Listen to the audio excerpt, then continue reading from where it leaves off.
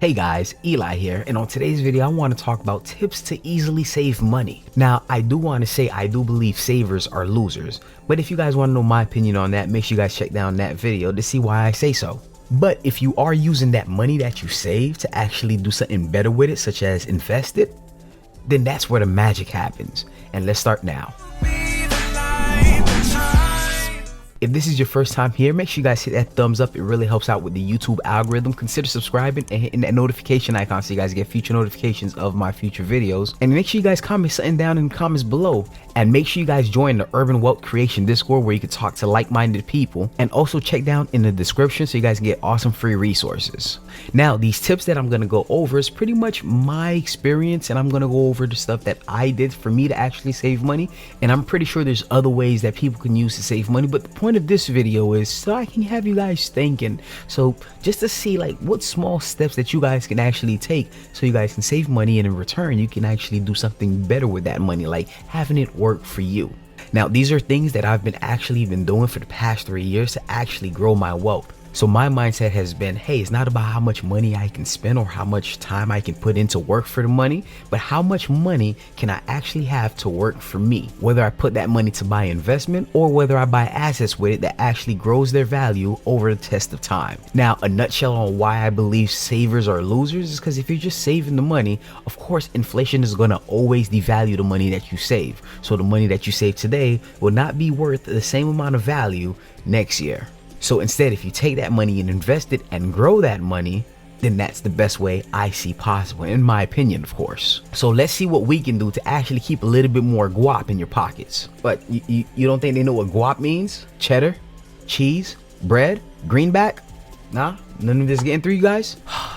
So let's see what we can do to actually keep a little bit more money in your pockets. Now, the first thing I like to do to actually save money is actually buy yearly subscriptions versus monthly subscriptions. As an example, you guys can look at Amazon Prime. They normally charge about $13 a month. But if you take that and you times that times 12 months, so it could equal up to a year, it's actually $167.88.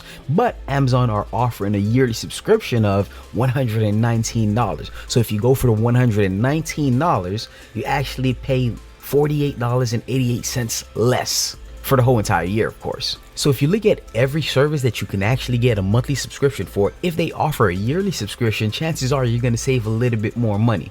Now, I just showed you on Amazon Prime, the reason I have to use it is because I have to order stuff for the business at home, and that's on a monthly basis. So we decided to get Amazon to actually take advantage of that 2-day shipping, and at the same time they offer a whole bunch of other services, but we were paying $13.99 a month. Then I did the calculation that I showed you guys just now, and then I realized I can save $50 a year. And I just thought to myself, what about all the other stuff that I pay monthly subscription for? Can I get a discount if I just transfer it over to the whole year? And I found that I actually had 5 things that I was paying on a monthly basis, and I realized, hey, if I put it for a year, I can save up to $200 extra additional each and every year. Now, that may not sound like a lot, but I want you to think about it. How much overtime would you have to do to actually make an additional $200 for that entire year?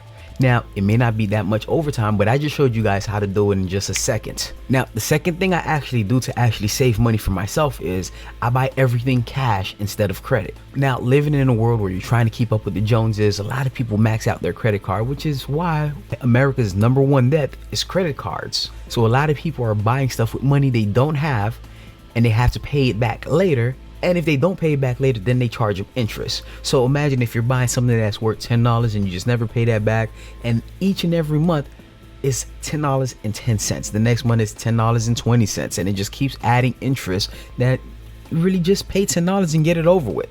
Now, the best example I can give you guys is my car. It would have cost me $13,000 to lease and finance it on credit, where when I paid for it cash, it actually cost me $8,000. So that's an additional $4,000 I got to keep in my pocket for myself. Now, of course, I know what you guys are saying. Yeah, Eli, some of us don't have that kind of cash to actually just buy a car outright. It makes sense to actually do it that way. But to be honest with you, it's actually, if you really think about it, when you look at rich and middle class, it's actually cheaper. Life is actually cheaper for someone who's rich than for someone who's in the middle class, because they could just pay everything outright cash and they can pay their bills right there. And some millionaires that I know actually pays their bills 1 year out in advance. Wait, they might be getting a discount on it too, since they're paying it a whole year. They may get a discount. Hey, you know what? Maybe I should think of something like that. Now, honestly, about 3 to 4 years ago, I would not have been able to afford about $8,000 to put down on a car just like that. But I also understood that I just couldn't afford a 2018 car. So I had to get a car that was made in 2003, paid $800 for it, and I made sure I maintenance that car to make sure everything was good. Which leads me to my third tip on how I save money. And that is I maintain, whether it be car, whether it be health, and whether it be house related. Now, you all know prevention is the best cure. You don't want to wait till something is bad for you to fix it, because chances are it's going to cost a little bit more. So I always detail my car. I always make sure I do the proper oil change when needed. I always make sure I keep gas in it. I always make sure I look at any noise. Anytime I hear a noise in the car, I always want to inspect it and get it fixed right away. Because later on, if I just drive it like that and the check oil engine light, whatever is on the dashboard, and I just keep driving like this, to be honest with you, I could probably drive like that for maybe another 8 months or so. But I may make the problem worse, where all I had to do was fix one thing, and that leads into me actually changing the whole engine. So I rather just maintain it right now and make sure I take care of the car to actually save me money down the line. Now, when it comes to health, I make sure I take my vitamins. I make sure I go out in the sun and get some vitamin D. And I make sure I always exercise so I can keep my body up shape and right. I mean, I may not look like I'm in shape. I'm technically not, but I always make sure I exercise at least 5 times a week so I can keep the heart pumping, and I'm not getting any younger. Now, as far as my home, I'm always checking up on the AC to make sure the AC is properly running. I'm always looking around stuff around the house, doing some small tweaking here and there to make sure, hey, later on down the line, it's not going to cost me a little bit more. Now, the fourth thing that I actually do to save money is I pay everything on time. I realize everything that I pay for, all the bills that I have, I realize one thing. If I don't pay them on time in the past due date fast, more than likely on all those items, I'm going to have to be charged a late fee. All right. And I don't want to be charged a late fee. To be honest with you, it doesn't make sense to have a late fee. If I couldn't pay you the first time, what makes you think I can pay you a little bit more? That whole thing never got through to me. But what I made sure I can do is I make sure I pay all the bills on time, and I take it a step further where I have a card and I have all my monthly expense and I put it all in there, all into a card times 2, which means whatever my monthly expense is, I make sure I double that and put it into a debit card and have all the bills coming out of there. And each and every month, I also put that kind of money in there. So let's say if my bills for the entire month is $10, I make sure I have $20 in there, and during the span of that month, I make sure I put an additional $10 in there, so I can always have 2 months of fluff money just in case. And I have all the bills coming out of that one card itself. Now, what that does is it frees up a little bit mental space. I don't have to pay a late fee, and they just automatically take it out. And at the same time, some of these companies are actually giving me a discount for the fact that I actually put an auto payment with them. So not only am I saving by not paying the late fees, I'm actually also saving by them giving me a discount for actually letting them take the money a little bit earlier. Now, as far as the fifth thing that I actually do to save money, I actually buy rechargeable batteries. Now, if you really look, take a second right now, just really think about it. How much things around the house that you use that actually takes up batteries? For me, I know I have the AC, I have a scale that I have to make sure I keep operating, and there's so much stuff around the house that I actually have to use batteries, especially the kids' toys that takes batteries. And to be honest with you, have you seen a pack of batteries? Those things are expensive. And I'm like, you know what?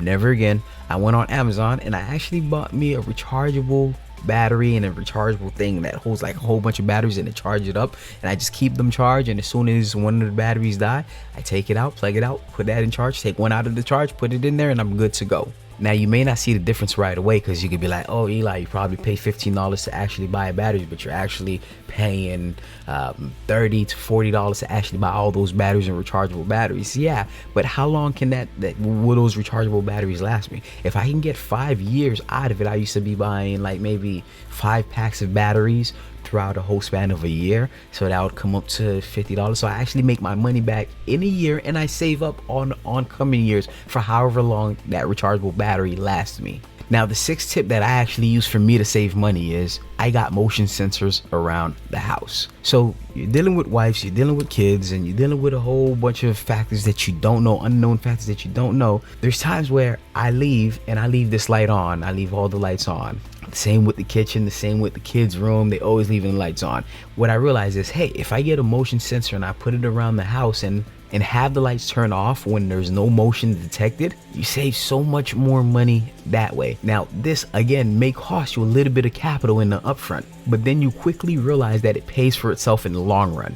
Now, the seventh tip that I actually use for myself to actually save money is I buy all my generic stuff from the dollar store. Now, chances are you know what a Dollar Tree is. And if you don't know what a Dollar Tree is, then you must be rich because you live in a rich neighborhood. But Dollar Tree is every item within that Dollar Tree is $1. Doesn't matter what it is. If you're going for shampoo, if you're going for whatever it may be, it's $1. So what I do is I get most of the stuff that I use around the house, like cleaning materials and all that extra stuff. I actually did the math one time when I went to Walmart. The same materials that I bought at the Dollar Tree for about $20 cost me $150 when I went to Walmart. Needless to say, I didn't go to Walmart no more. Right? So $150 at Walmart, where at the Dollar Tree those same 20 items just really cost me about $20. That's a huge amount of savings right there. And that goes for the stuff like plates, dishwashing soap, the soap that I use the liquid I use to mop the floor. All those stuff are included in that. So each and every month, instead of having another bill on my shoulders, I just take $20 and then I go to Family Dollar or Dollar General and I buy what the house needs. Now, those are pretty much my tips on what I've been doing to actually save money. If you guys have your tips, like, definitely comment down in the comments below. You might give me an idea. Now, remember, it's not about how much money you're able to save. It's technically about what are you doing with that money. Are you saving it? Because if you're just saving it, put it under a mattress or put it into a bank account, it's going to get eaten up by inflation. How are you taking that money and putting it to work for you? Guys, thank you so much for watching. Don't forget to hit that thumbs up. Make sure you guys subscribe, hit that notification icon so you guys get future notifications of my future videos. And make sure you guys check down in the description below so you guys can take advantage of some awesome free resources. Thank you so much and have a beautiful day.